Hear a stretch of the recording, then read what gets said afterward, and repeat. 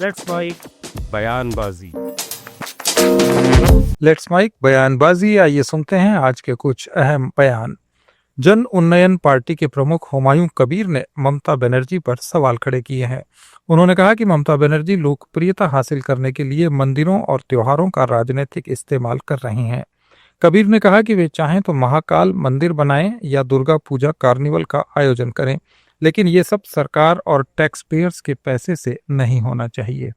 जो political party है, जो राजनीतिक दल है, ये लोग को तो चुनाव को आएगी तो इनको एक्टिविटीज बढ़ जाएगी। यही हो रहा है। और 3 महीना समय है, वक्त है। तो इसी टाइम तो 2021 में जो चुनाव आया, उसी टाइम सेंट्रल गवर्नमेंट को हर रोज जाने का आने का समय वक्त सब बढ़ गया। फिर यही भी हो रहा है। क्या दिक्कत है? कोई दिक्कत तो नहीं होना चाहिए, कोई तकलीफ तो किसी को नहीं होना चाहिए। ममता बनर्जी ने कहा महाकाल मंदिर करेंगे, इसके बारे में 2 लाइन। जितना खुशी मर्जी कर लीजिए, लेकिन वो गवर्नमेंट का पैसा में, टैक्स में, पैसा में नहीं होना चाहिए। महाकाल मंदिर बनाइए, वो जगन्नाथ बना लिया, फिर वो दुर्गावन कर रहा है, वो जो दुर्गा पूजा का कार्निवल कर रहा है, इसको को नाम उठाने के लिए सब कुछ कर रहा है। काम तो कुछ नहीं हो रहा है। कर्मसंस्थान नहीं है, नौकरी नहीं है, लोग को कोई आज़ादी से चलना फिरना भी नहीं है, सिक्योरिटी नहीं मिलते हैं लोगों को। ये सब ज़्यादा ध्यान देने के लिए बोलूँगा। तेलंगाना के श्रम मंत्री विवेक वेंकट स्वामी ने कहा है कि केंद्र सरकार को एग्रीगेटर्स और गिग वर्कर्स के बीच एक राउंड टेबल कॉन्फ्रेंस आयोजित करनी चाहिए ताकि उनके हितों से जुड़े मुद्दों का समाधान निकाला जा सके। मंत्री ने कहा कि गिग वर्कर्स बिना नौकरी की सुरक्षा और मेडिकल सुविधा के दिन रात मेहनत करते हैं, इसलिए उनकी मांगों पर गंभीरता से विचार करने की जरूरत है।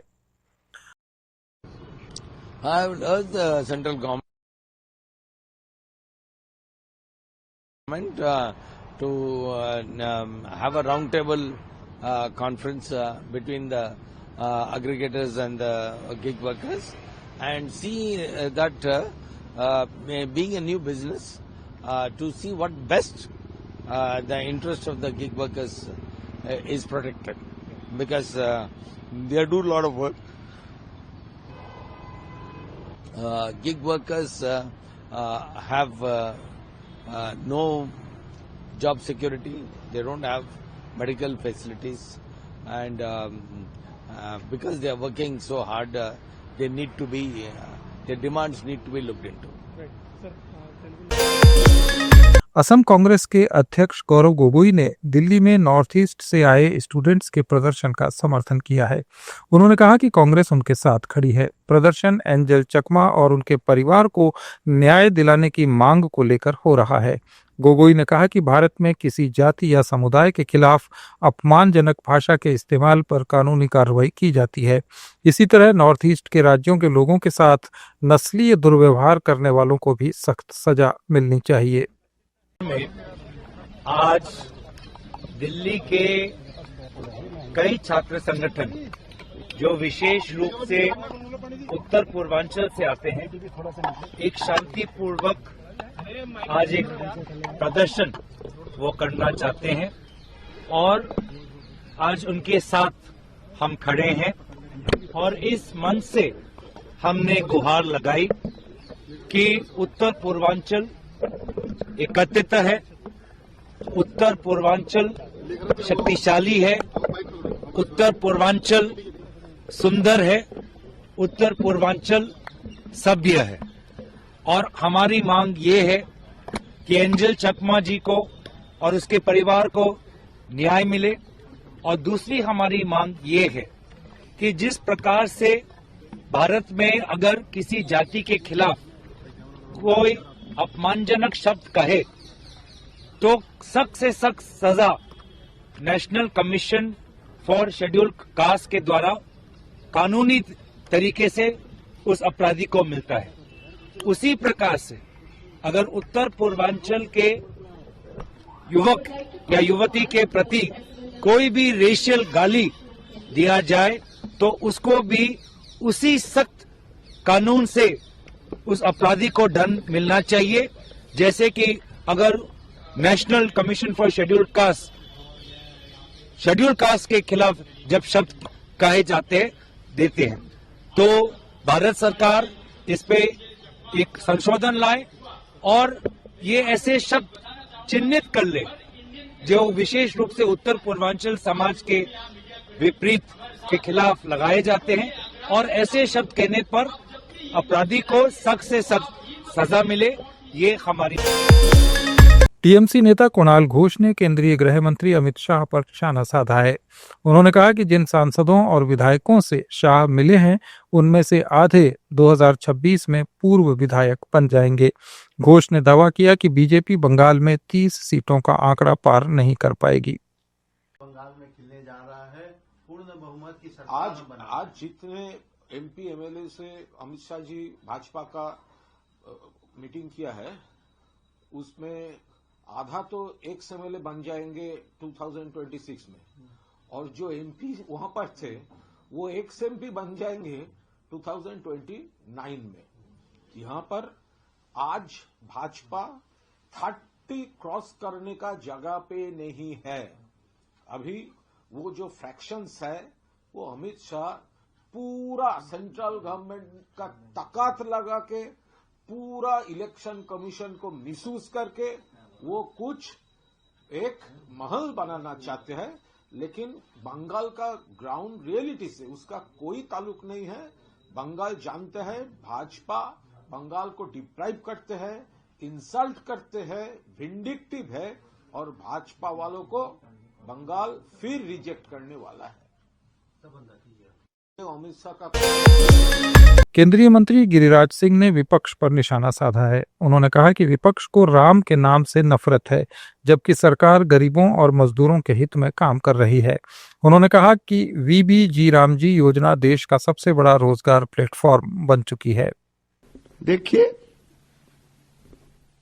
इनको राम के नाम से नफरत है, इसीलिए जी राम जी का नफरत भरे नजरों से देख रहे हैं।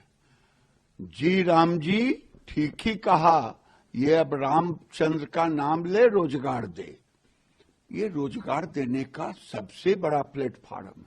पहले 100 दिन था, अब 125 दिन हो गया। कांग्रेस को कहना पड़ेगा कि मैं 125 दिन का विरोध कर रहा हूं। ये जी राम जी अब नफरत करने से राम के नाम से नहीं होगा, मानना पड़ेगा मजदूरों के हित में है। और लेबर रिफॉर्म जो हुआ 29 को 4 में लाना, ये मजदूरों के हित में हुआ है। ऐसा हित में हुआ है कि आने वाले दिन में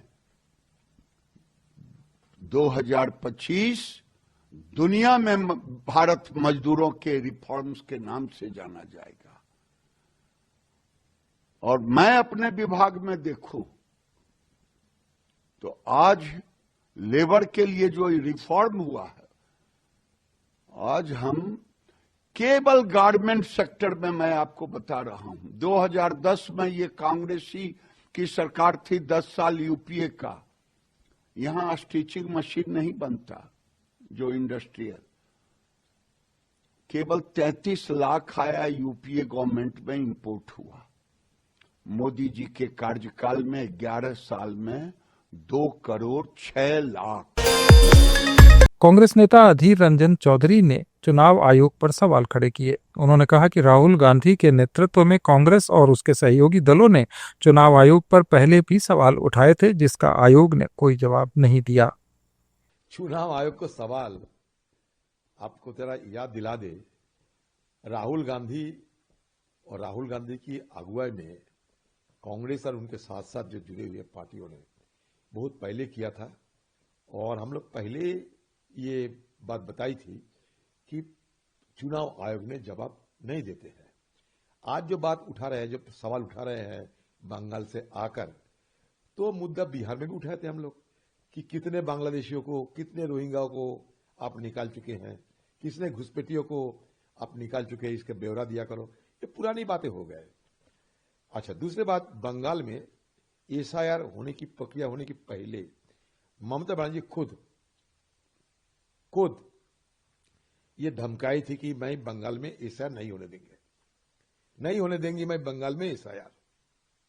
दूसरी बात, सारे बंगाल के ऑफिसर एसआईआर में अगर कोई शामिल होने के लिए कोशिश कर रहे हो तो ये मान के चलो सत्ता मेरे पास है।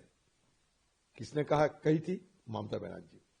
सत्ता मेरी पास है, मेरे खिलाफ अगर कोई एसआईआर में ज्यादा सक्रिय होने की कोशिश करे तो मैं उनसे जो करना है कर लूंगी। तीसरी बात,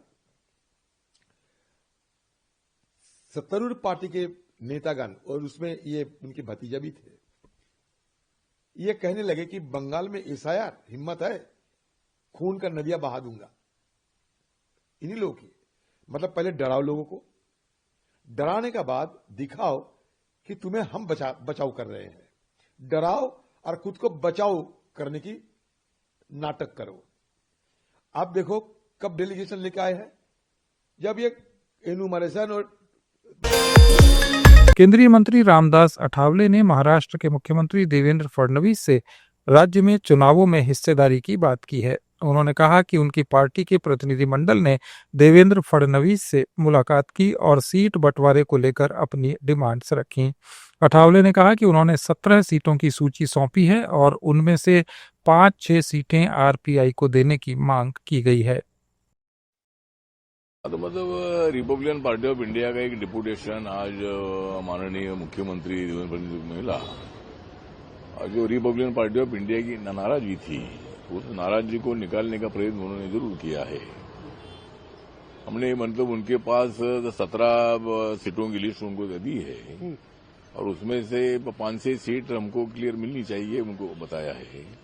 उन्होंने हमारे सामने अमित साटम को फोन किया और प्रवीण दरेकर जी को फोन नहीं किया और दोनों को बताया कि बैठ कर मतलब इसमें से कौन सी सीट क्लियर हो सकती है, तो वो मतलब 5-6 सीट क्लियर करो और बाकी की जगह पर मैत्रीपूर्ण लड़ेंगे, ऐसा उन्होंने बताया है। मैं भी बताया कि 22 को इलेक्शन होना चाहिए था, लेकिन वो और 4 साल आगे बढ़ गए। इसीलिए बहुत सारे कार्यकर्ताओं में बहुत सारा उत्साह था और आरपीआई के साथ चर्चा करने की दिक्कत हमारी ये थी कि माननीय एकनाथ शिंदे जी के शिवसेना के साथ हमारी चर्चा बहुत देर तक चली और इसीलिए मतलब आरपीआई के साथ जल्दी हमारी चर्चा नहीं हुई, लेकिन हम आरपीआई को सीट देना चाहते थे। तो उन्होंने बताया और हमने मांगों का एक पत्र उनको दे दिया है। उसमें रिपब्लिकन पार्टी को एक एमएलसी मिलना चाहिए भी हमने मांग किया है और उन्होंने एमएलसी देने का मंजूर किया है। उसके साथ साथ हमने अभी जब महाराष्ट्र में महामंडल की अपॉइंटमेंट होगी उसमें 1-2 हमको चेयरमैन पद मिलना चाहिए, 2 चेयरमैन पद, 1-2 वाइस चेयरमैन पद मिलना चाहिए, कोई 50-60 सदस्य मिलना चाहिए और आने वाले जिला परिषद पंचायत समिति के चुनाव में हर जिले में हमको कुछ सीटें मिलनी चाहिए और उसके साथ साथ मुंबई में 2 को। ये थे आज के कुछ अहम बयान। अपडेट्स के लिए जुड़े रहिए लेट्स माइक के साथ।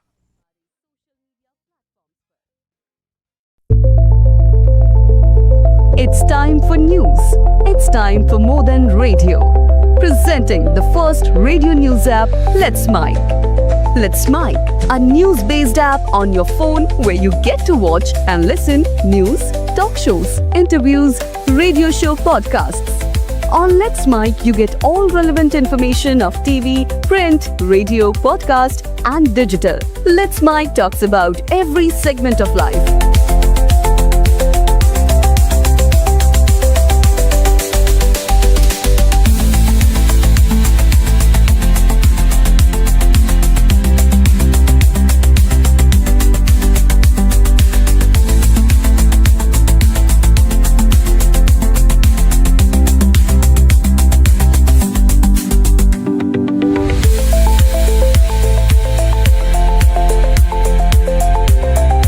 Download the app now from Play Store. Available both on Android and iOS mobile phones. Follow us on YouTube, Instagram, Twitter, LinkedIn, Facebook, Telegram